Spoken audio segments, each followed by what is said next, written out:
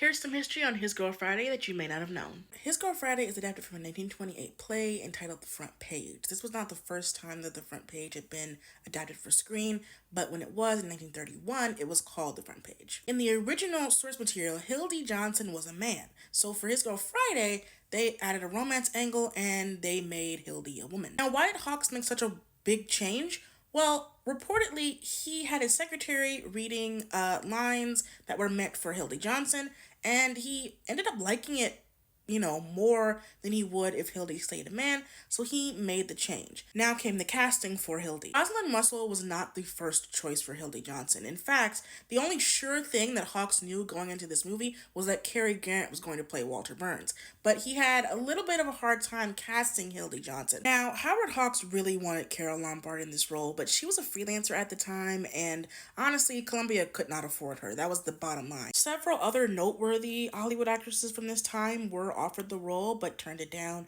including Katharine Hepburn, Claudette Colbert, Margaret Sullivan, Ginger Rogers. Jean Arthur was suspended because she didn't want to take the role, and Irene Dunne wanted it, but she thought her part was too small. Didn't end up working out. Apparently, Joan Crawford was considered at some point. So when we finally got around to Rosalind Russell, it was basically a last resort, and she felt as much. She felt like Hawks was just picking her because nobody else wanted to do it. Thankfully, she agreed, and we are all the better for it. One of the best known parts about His Girl Friday is how fast they talk. It is a masterpiece of a screenplay and writing, and just the way that the dialogue is so snappy and often overlapping.